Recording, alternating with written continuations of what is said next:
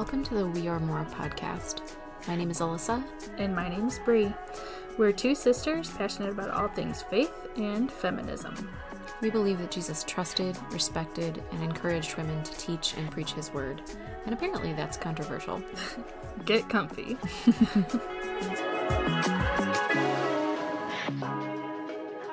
Can I be a feminist yet? Hey everybody, so that was my daughter. She's so excited that she got to be on the podcast. She's like, I'm famous. She has been begging to be on the podcast since we started. And just for privacy concerns, it's not my favorite thing in the world. But you don't know her name, so it's fine. Yeah, so haha. So today we're going to be talking about imposter syndrome. I think we're talking about several different things. We're talking about the idea of becoming a feminist or deciding that you're a feminist and kind of the journey to get there, and some of imposter syndrome and some other things that you'll learn about with us. I think for me, I really struggled with the term feminist. I know when I was younger, I mean, still an adult, but younger than the elderly age I am now. You are very decrepit and ancient. Thank you. I'm not saying that I'm not. It's just the group of us. I mean, I'm 98, which are. makes you 110. Shut up. But I remember telling Mom that if I had grown up differently, I would be such a big feminist. And I remember her laughing and saying, like, oh, I know you would be. And at the time, it was still like, oh, feminist is such a dirty word. Like, I would never define myself that way, you know? I know. Because people don't realize that, like, when you're in that really conservative Christian world, that is kind of a dirty word. The whole idea of equality is taboo because they think the stereotypical raging feminist, like burn your bra, all men deserve to die kind of. Can I say that on the podcast? We've said many other things. That's the tamest of the things we've said.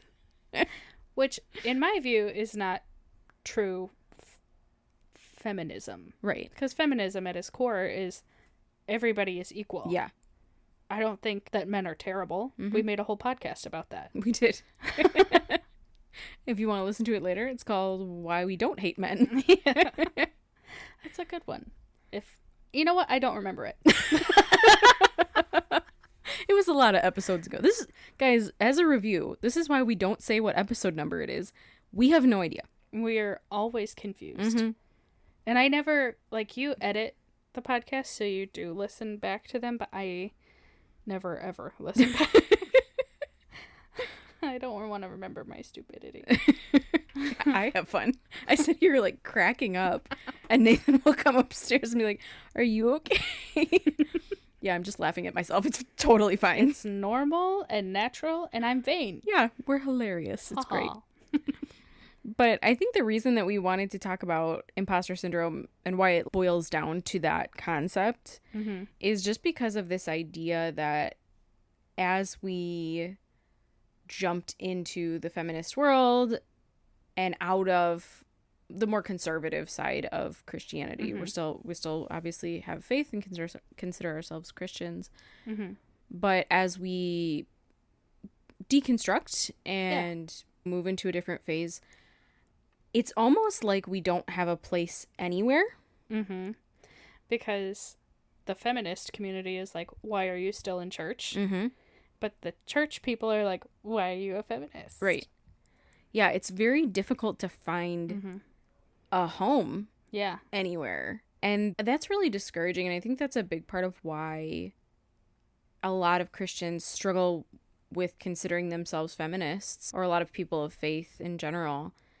And why a lot of feminists stay away from faith. Because it seems like these two things cannot go together. Like oil and water. Yes.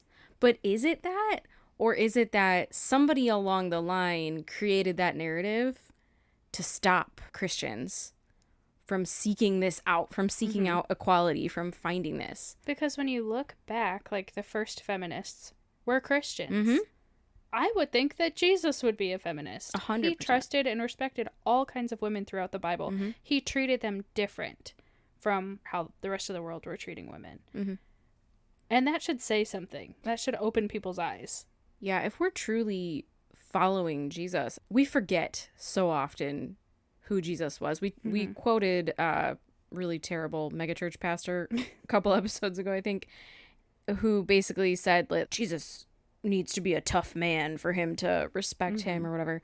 But the reality of Jesus was that he was kind and loving and gentle for the most part. Now, there were moments where where he flipped the tables. Yeah. But that wasn't necessarily who he was on a normal basis. We all flip a table eventually. I saw a sticker. I think I told you about this, but I saw a sticker on Facebook. It was advertised to me, and it said, "Stop trying to sit at the tables Jesus flipped." I love that so much. Like, let that sink in. Let's have a moment of silence. We don't know how to do that. Zip it. Did you experience that? Think about that quote. I need you to know that was less than a second of silence. That's enough silence. Nobody wants to listen to silence. That's not why you tune in here. We're only 6 minutes in, and we are so on track. I'm really proud of us. I'm so proud. Is it because it's really hot in this room? Hot. Everybody's probably sitting there like, okay, what is wrong with them? And then it's going to hit winter, and we'll be like, it's so cold, it's terrible. I'm miserable. Although at least we can close the windows in the winter and maybe keep in some warmth. Perhaps. Sarah Bessie. We love her. I don't know that we've talked about Sarah Bessie a ton. Not a ton. Not like Beth Allison Barr, our best friend. We do talk about her a lot. But Sarah Bessie is the author of Jesus Feminist. Mm-hmm. I still need to read that. Oh, it's just one of my all-time favorite books. I'm looking at it right now on the floor.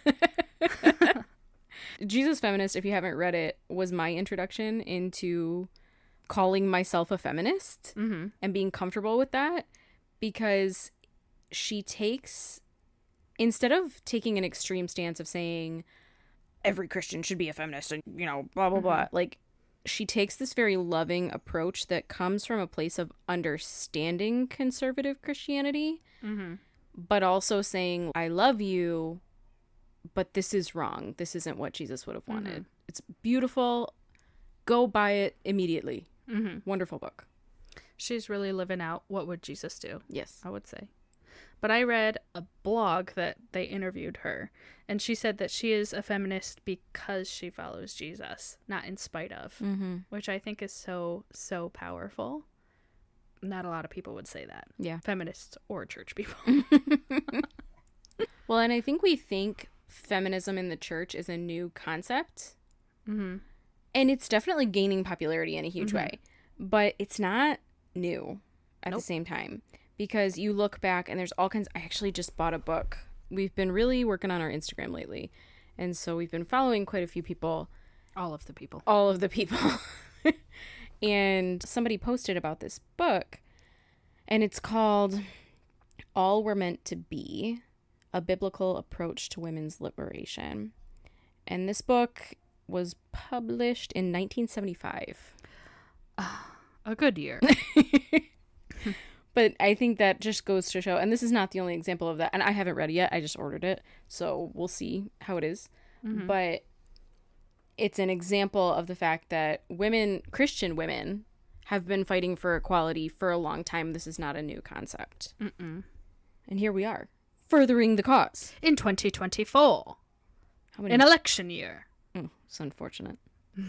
So many signs out. I'm so tired of the signs. Oh my gosh. It's like there's a billion signs as you drive down the road. I'm scared. Well, in our area too, there's, I don't know, these people must all be running as a group for something. But every time you see this sign, it's a set of 3 signs and they're like 4 signs high and they've got 12 different names on them. And I don't know how that's effective because I'm not going to remember 12 names. Nope. I barely remember your name. I don't know my own name. Who am I? Where are we? Stop! I really liked this other quote in this blog that I read. The blog is called Girls Got Faith. Faith. Uh-oh. But the title of the blog was like, can you be a Christian and a feminist? And one of the lines from there is that this girl believes that there's a sliding scale of people's approach to feminism. Mm-hmm. And it often leads to people thinking they're not feminist enough or not recognizing that they're a feminist, even though they believe the things that feminists believe because Mm-hmm. they've just been taught their whole life that being a feminist is wrong. Mm-hmm. And I think that's kind of how I eased into it. I would say fairly recently. Just saying out loud, yes, I think I'm a feminist. One would hope. We do have a podcast called I know. We Are More Sisters Talk Faith and Feminism. I know. But that's so ingrained in you that there's something wrong with that idea of feminism, that women and men are just so different and you just have to accept that they're different and God made them different. And the reality, after we've been learning more about this stuff, there's not a lot of differences Mm-hmm. that are God-given. Right. They're mostly Physical. human-given. Yeah. Galatians 3:28. You want me to read it and stumble over it? I would love that. Okay. There's neither Jew nor Gentile, neither slave nor free, nor is there male and female, for you are all one in Christ Jesus. That's it, ladies and gentlemen. People use the Bible to say what they want it to say, Mhm. right? And we've talked about some translation bias before and how that affects the way that women get treated. Mhm. But I've been reading this book, and it's so if you grew up in the very conservative Christian church, you probably heard of the author Grace Livingston Hill. Oh, Grace. She was a Christian romance author, like early Sounds- 1900s. Sounds a little dirty. It was not. Let me just tell you. But it was one of the few of that type of books that I was allowed to read as a kid. So I read all kinds of her stuff. And so I picked one up not too long ago and read it. And what was really interesting to me, and now this was written a very long time ago, the time period was set where Texas was trying to break away from the rest of the United States. This ain't Texas. I know. Hold down. That's Beyonce. I know. But they are trying to break away from the rest of the states over the issue primarily of slavery. Mm-hmm. And in the book, all of the people that are arguing for it are using the Bible. They're using the Bible to say slavery is okay. And that's not fictional. That's real life. That really happened. Absolutely, yeah. Mm-hmm. She's just quoting arguments that happened back at that time. And just to preface this, she's very against it. Like, it's not like she's for any of this, but I look at it in very much the same way. Mm-hmm. It's the modern day similar vibe, I guess.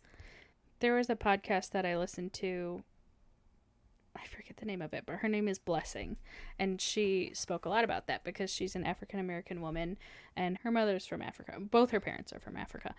But she dives deep into that, how people would use the Bible to justify slavery. Yeah, and I think when you have the benefit of looking back into history and seeing all those things, seeing that the Bible has been manipulated to say what benefited the people of the time, the people who were in power at the time. Right.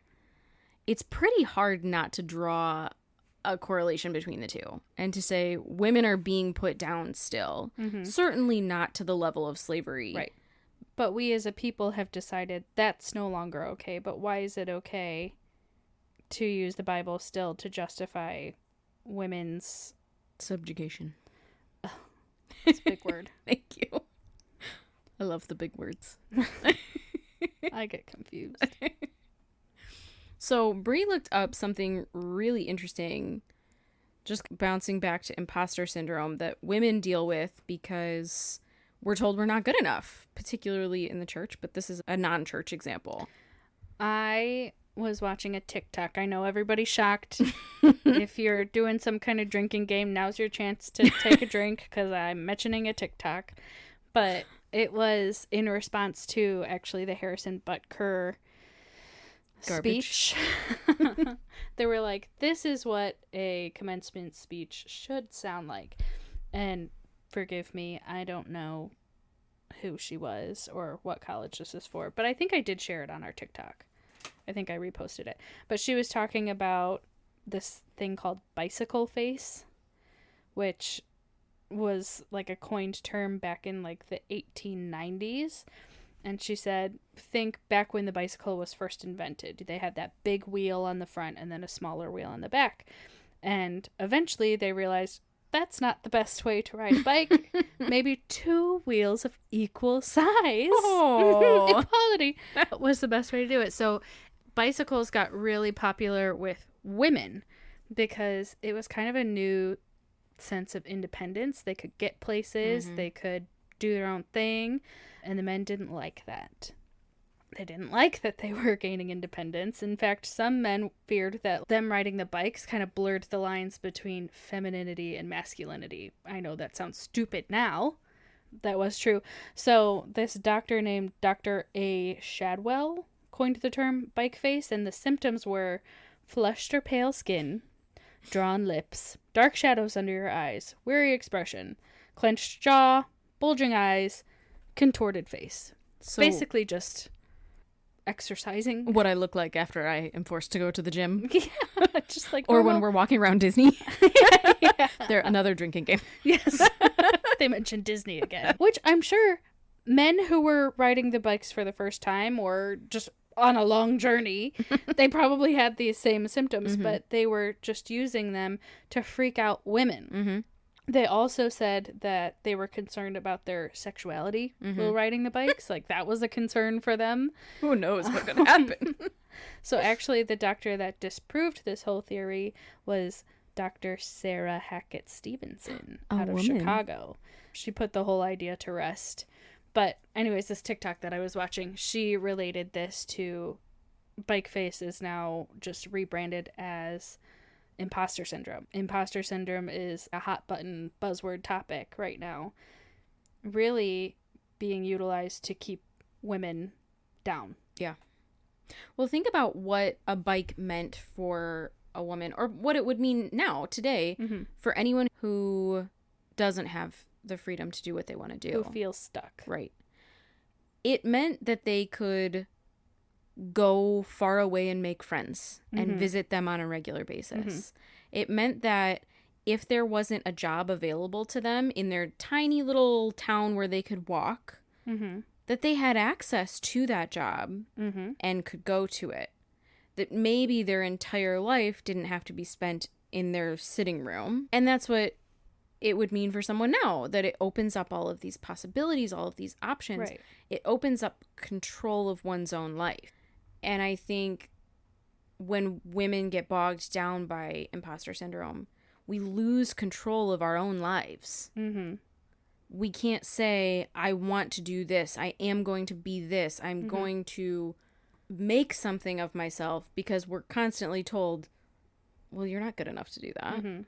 You finally get that promotion at work that you are well deserving of. And someone whispers in your ear, hey, imposter syndrome. You're not completely qualified for this. And it's just a way of making women feel smaller, making them feel underqualified, even though maybe you are underqualified. Let's say this. But you have a brain. You will get there. You'll figure it out. It's just a way to knock down your confidence, knock you down a peg. They say that men are significantly more likely to apply for a job that they're not qualified for and still get it and do well. Nobody's saying they're not going to do well. Whereas women will wait until they know every facet of that position to apply for it. Right. So that's a huge part of the wage gap. Yep. Is because women will wait until they already know how to do the job. Because They we have wait imposter until they're syndrome. overqualified for it. And then they tell you're overqualified. Yeah. So I read an article by a woman named Catherine Spearing, and this is on CBE International, if anybody wants to look that up. I feel like you're always reading articles and I'm always watching TikToks. That's okay. We compliment one another. Yeah. You are of the times. I've always said that. It's your youthfulness. Yes, my 98. At the young age of 98. So this article is called Battling Imposter Syndrome in the Aftermath of Vocational Ministry. Oh my gosh, I haven't heard that word vocation in so long. That's like a college I feel like I'm back at Calvin College. Are you supposed to say where you went to college? I feel like I'm back at college. There you go. She starts this with a quote. It says, imposter syndrome is the result of structural She's going to have to read it again. Imposter syndrome is the result of structural inequality, not individual inadequacy. Mm-hmm. So basically, it's because things are not made to make us equal. Right. It's not about you. It's about everybody else. Mm-hmm. Well, like, when you walk into those spaces that you feel like you're underqualified for, people should come around you and say, no, you're absolutely worthy of being here. Stop thinking that. You're great. But instead, we do get a lot of, maybe it's not the people that you're around, but the media or what have you, making you feel smaller. Right. Well, what the author here says, so she's talking about, she was in ministry for a decade, okay? This woman was in ministry forever. And if you've ever been in ministry, I've worked in ministry before, not for a decade, but for a while. And it is rough. They say pastors they only last a few years at this point because it's just such a tough space because so much is expected of you. Mm-hmm. It's not just while you're in the office. You are always in ministry. Yes. 100% of the time. And I wasn't in a pastoral position, and I even felt that. Yeah. So she says that she was a youth director. Because we can never call women pastors. It's always director of this. Director of the youth. It's the worst. And really, she was a pastor, and she goes into that. But she was called a youth director, and she chose to leave because she was treated like crap. Mm-hmm. All of these other people basically told her she wasn't worth their time. And so in 2020, right before everything shut down, poor thing, she quit her position. And she says that she endured a decade in complementarian church that said things like, we value women and want them to use their gifts, but then at the same time told them they couldn't be pastors. There's always a but. Yeah. We love and I hate that but. Do you think Jesus ever was like, I love you, but you're a woman? No, he was like, I love you. End of sentence. Yep. Period. We have a rule about that, and I try to do my best with it with our kids, where we say, you can't say I love you, but it's I love you.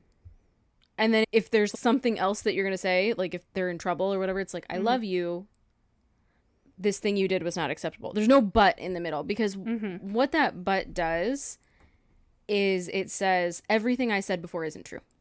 That but. So when you say we value women and want them to use their gifts, but you don't actually value women and want them to use their gifts. It negates everything before it. What you want is for women to do the grunt work that you don't feel like doing. And we're going to call that their gifts. But conveniently, their gifts can only be in youth ministry and for elementary children and serving the coffee. Oh my gosh, I saw this TikTok yesterday. I showed it to you. More drinking, guys. This girl was responding to this guy's TikTok. And he was like, so I'm back in church and I've decided it's about time for me to find a wife, but I'm just really confused. Like, what happened to all the women? Like, back in the 1800s and early 1900s when women loved to cook and clean. And this girl's response was like, yes, because all women love to cook and clean. If I could just stop being a feminist immediately, I would love to cook and clean. Like, do you really think that is my greatest endeavor? Is to cook and clean? No, my greatest endeavor is to lay in my bed and watch Netflix. Leave me be. Order some DoorDash. Gosh dang it. But I think that people really think that you romanticize the past to be whatever you wanted it to be or whatever. And men in particular have this rosy view of the 1950s housewife, and she wore her pearls, and she wore her pretty dress, and she changed before dinner, and dinner was on the table before I came home from work. Right. This Leave It to Beaver style life. You really pulled that. I did. I don't know where that came crevices from. of your brain. We watched a lot of TV Land when we were kids. We did. It was like the one appropriate channel for us little Christian kids. Brady Bunch, Yep. Bewitched. We were watching all those. Not to say they were all appropriate. They were I've not. gone back and seen some of those episodes, and I'm like, oh, dirty. But I think that stereotype of women get held up as like, oh, things were so much better back then when women didn't know their rights. I don't know what the argument there is. Before women figured out that they could stand up for themselves. Right. Before women unlocked the chains around their legs Yes. and left the house. So back to this article. Circling back around. She talks a lot about imposter syndrome. So she talks about how she went to a youth camp with her students, and they asked the youth pastors to get up on stage so that they could pray for them. The camp people and the students, whatever, could pray for them. And so she got up on stage with mostly men. Mm-hmm. And her title was not youth pastor. It was youth director. Right. So she got up there and they prayed for her, whatever. And she said that it was very clear that she was not supposed to be up there. Mm-hmm. And she got off the stage and felt like I shouldn't have gone up there. I shouldn't have gone up there to be prayed for because I'm not a pastor and that was a space for men. So eventually she gets out of that, right? So she leaves. Why is it okay for youth pastors to be majority men? Majority of teachers are women. That's a great point. I think even in Christian schools, the majority of teachers are women. It's okay for women to teach teenage boys about math, but not about Jesus. Yeah. Well, you can have authority over men, but just not about Jesus, apparently. That's weird. So she leaves full-time ministry, and she goes into kind of like the corporate world, right? And this woman, she starts off running, okay? So she starts a nonprofit. She's leading this nonprofit in addition to working full-time. In addition to, I think she writes 2 books, okay? In a span of 2 years. Girl needs to rest. Well, take a melatonin. That's what she says. So she says that because throughout her time in ministry, she felt like, possibly told people, I'm not 100% clear whether this was vocalized, but she felt like if people would just stop holding me back, imagine what I could do. Mm-hmm. And suddenly people weren't holding her back. And that's not to say that imposter syndrome doesn't happen in corporate America and things like that. But in this particular instance, people weren't holding her back anymore. And so she ran full speed ahead to see what she could do. She did all of these things because she believed that she had to not only do as much as the men were doing, but do 20 times more than the men were doing. And she needed to do it all in heels. She had to run circles around them because that's what she had to do in ministry, right, to prove herself. She couldn't be as good as them because if she was as good as them, she was failing. She had to be 1,000,000 times better. She had to bring so much more to the table, idea after idea, and it still wasn't enough for her to get anybody's time of day. She talks about wanting to have more teaching time, and she was essentially told, well, even the men aren't getting the teaching time. So you, tiny little sad woman that you are, certainly are not about to get that. I wonder if she liked being called tiny. I don't think... I'm paraphrasing, okay? I don't know if you guys have noticed this, but I elaborate. Wow. I've never known that about you. Bree's astounded. So she says that this frenzy to achieve was because she was held down for so long. And she felt like she was working at 50% capacity. Even though she was still running circles around them, right, she still wasn't allowed to do everything she knew she could do. And so when she was allowed to, she burned herself out to the point that she had like physical issues because she was so burned out. Has that ever happened to you? like experience Oh, full yeah. burnout, because I get like tummy troubles. I can't sleep through the Mhm. night. It's horrible. Yeah. Your mind just races and races. You grow 75 gray hairs. It's a big issue for Brie. Oh, Yes. and then if you're Brie, you buy really expensive skincare to avoid the wrinkles. I'm trying to maintain my youthfulness. At 98? Yeah. I look great for 98. You do look great for 98. Shut up. So she goes into some of the messages that she felt she was hearing in ministry. And I think these are universal. I don't want to specifically be like, oh, well, these are only for women in ministry. This is for women in the church that want to do anything. Mm-hmm. Women that want to teach, preach, and lead. Women that want equality. And outside of the church as well, who want these things in their jobs, who want these things in their marriages. Right. This is not Christian exclusive. So she says these were what she was hearing. How dare you want to teach and lead when that's a job suited for men? How dare you want a career when women were meant to be wives and moms? How dare you have opinions and ambition when you're supposed to be quiet and small? How dare you step outside of your box? How dare you suggest the world could be better? I love that. How dare you? Mm-hmm. Like, how very dare you? What's that from? How very dare you? It's Catherine Tate's variety show. That's it. You quote that all. No one's gonna get that one. How very dare you? Brandon will. Brandon will. You're absolutely right. It's such a powerful phrase, and she does say these weren't explicitly said to her, but these were the messages she was receiving. People say so much more through their actions than through their mouth. That's a good quote. We should quote. That's from me, Brianna.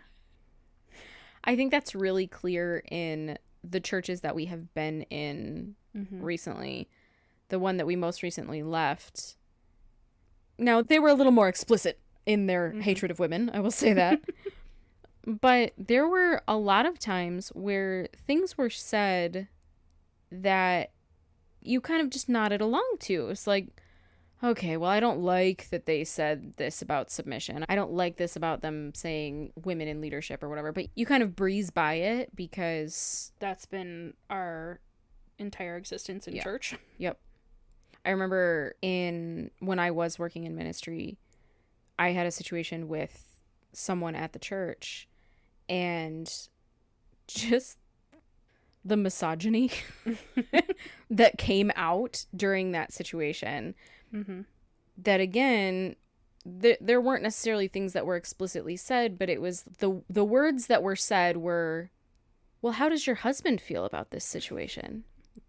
But what that means is how you feel isn't important.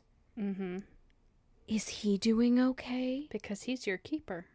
His manhood must be hurt by this. Right. And what was said was, well, it would be best if he sat down with this other person and talked to them to deal with the situation. But the message is, you tiny, sad little woman can't handle things yourself. And I don't believe you until it comes out of a man's mouth. Yes, absolutely. So it's what's being said versus the message. You can say you respect someone until you're blue in the face. But if you constantly go around disrespecting them, not listening to their words, not believing them, not treating them in a loving manner, you do not respect them. Right. Well, that's why I have so much trouble. And this is what we've already mentioned Harrison Butker once in this episode, but But the issue that I had with other people's responses, like other football players' responses to his speech, Travis Kelce said essentially, well, these are his beliefs. He's a good guy. These are just his beliefs. And I can't change that. I don't have anything to say about his beliefs. He's not a good guy.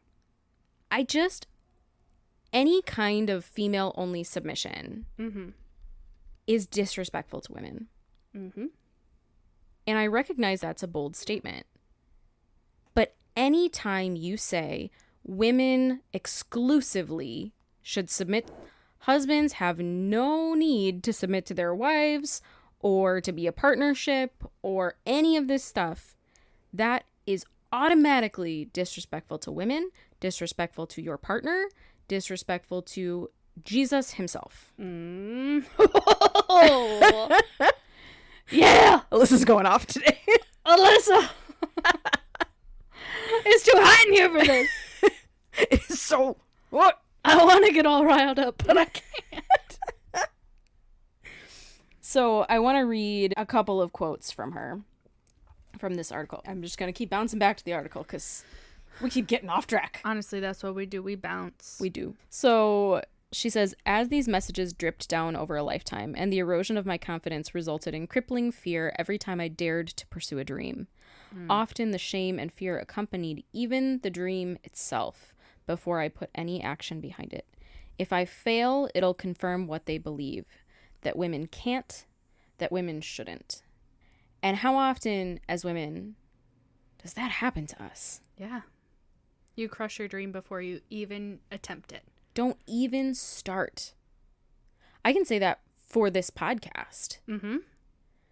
Bree and I have been talking faith and feminism for years. For a long time. And I remember sitting in the parking lot at my daughter's school one time. We were just talking about this stuff. We talked about it all the time. And I have no idea what I said. But you looked at me and you said, so when are you going to start your blog again? And clearly, this is not a blog. I don't know if you guys noticed. It's a lot easier. It's a lot easier than a blog. Although the editing and all of the technology would maybe be a little easier. I read articles all day for work. I'm not writing a blog. But my first thought when you said that was, I can't do that. I can't do that. Because I'm not going to do a good job at it.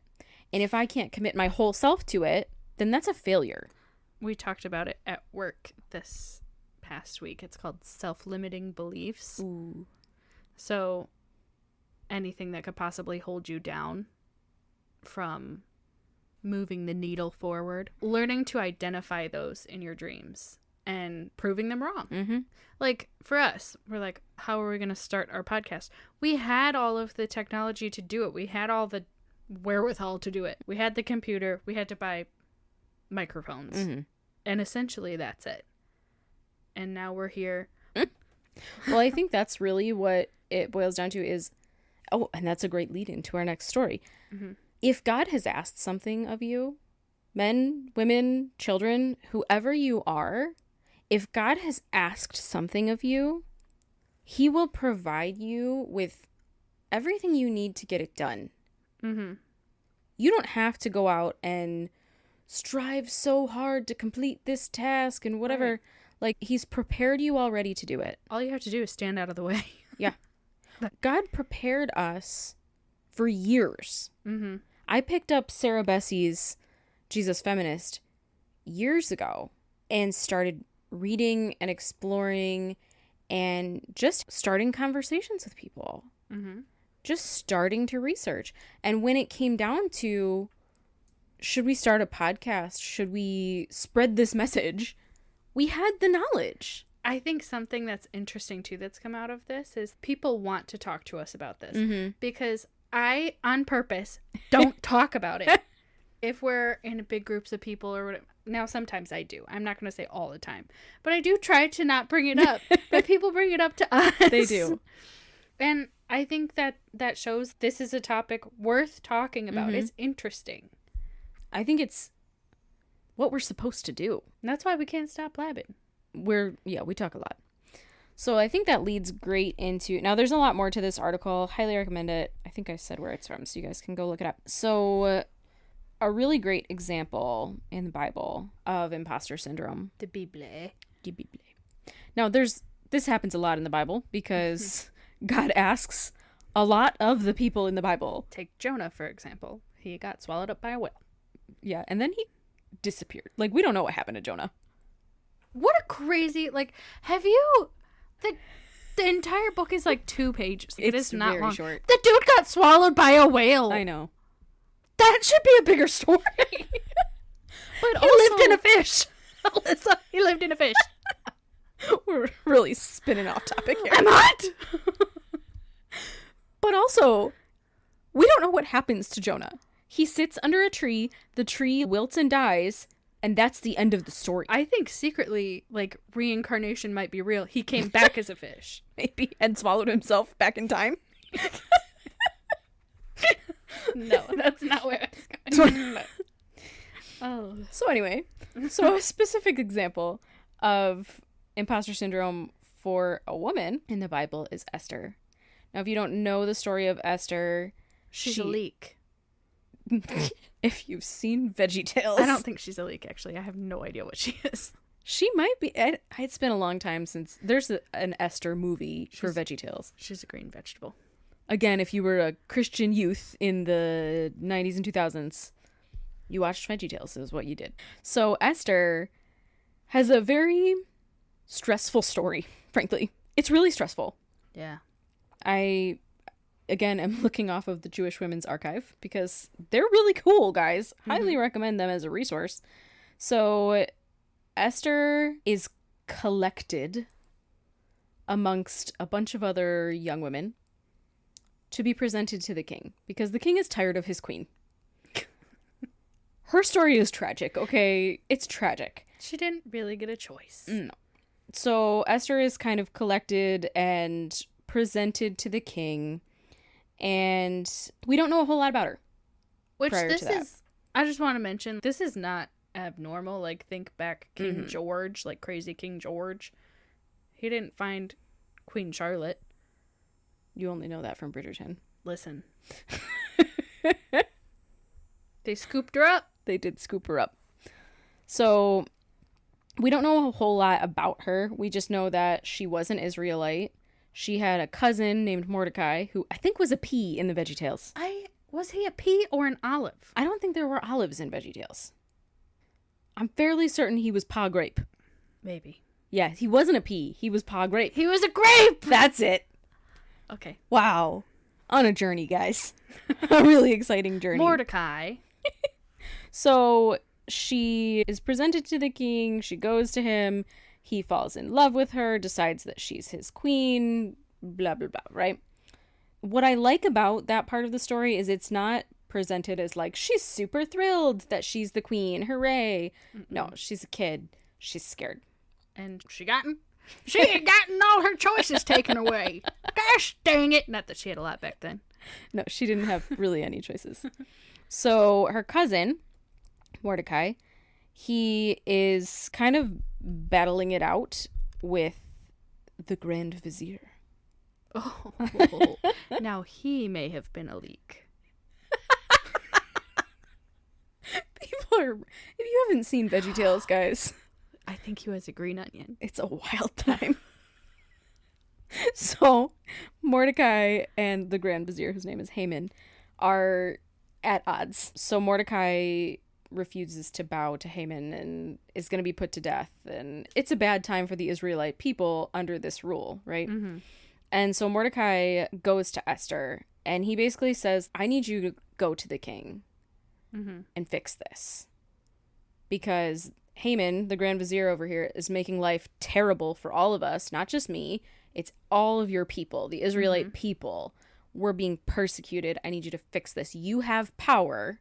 You can do this. God put you in the position to do this. Now go do it. And she's like, what the crap? Yeah. No, I don't want to die. Yeah.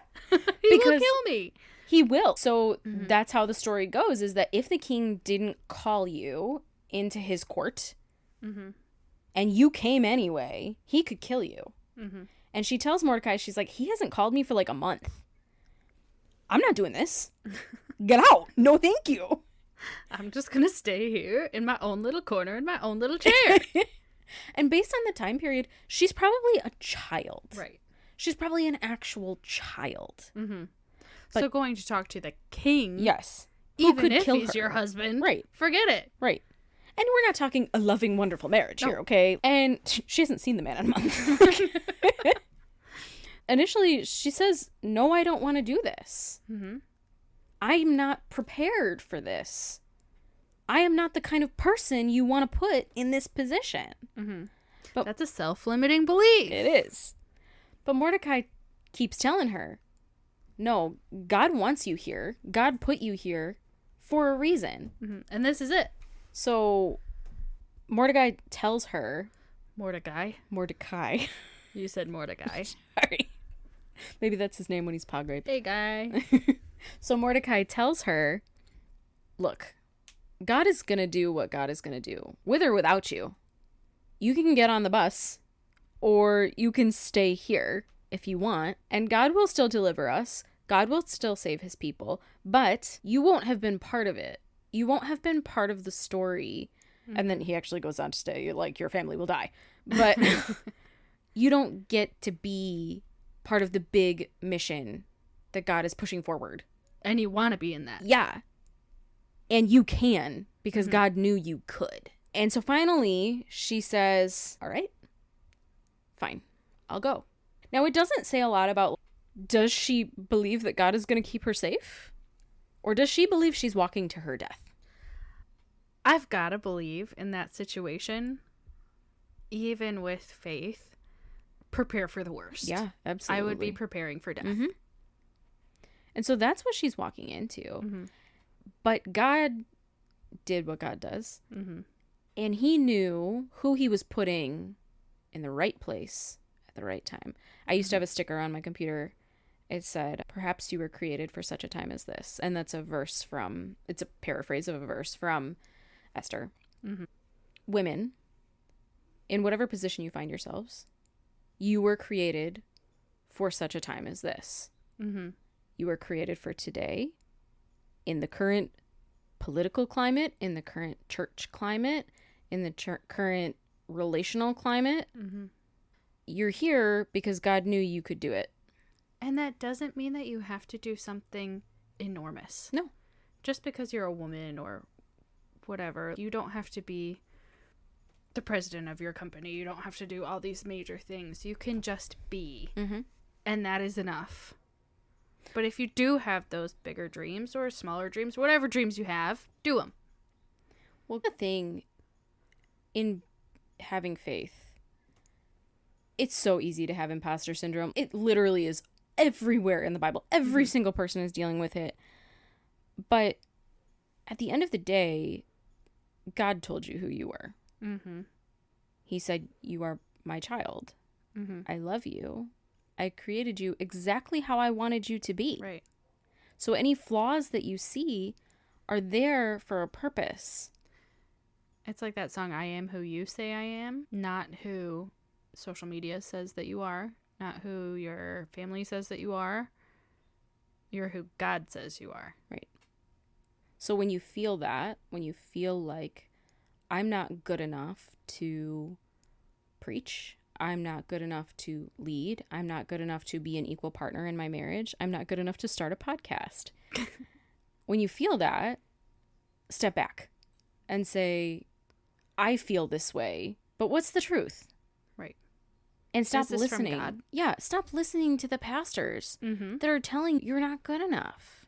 Just because they're a pastor doesn't mean that everything that comes out of their mouth is gold. Heaven knows that's not true. I've listened to some pretty crappy pastors. We really have.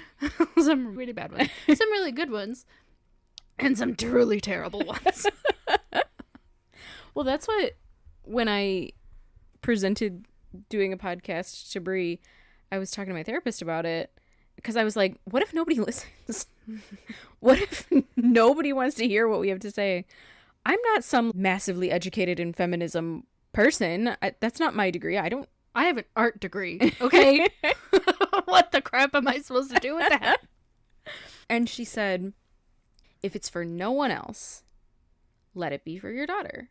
Let your voice be the voice she hears instead of the pastors that have crushed you throughout your life. I love that this is coming full circle right now. It's just one of those things that, and I don't even want it to be my voice. I want it to be God's voice. But I hope that the things that I'm saying are what God would say to her. And I hope they're what God would say to you. You are strong. You are worthy. You are enough. And there are verses to back every single one of those statements. And you don't have to be a man for those verses to apply to you. Absolutely not.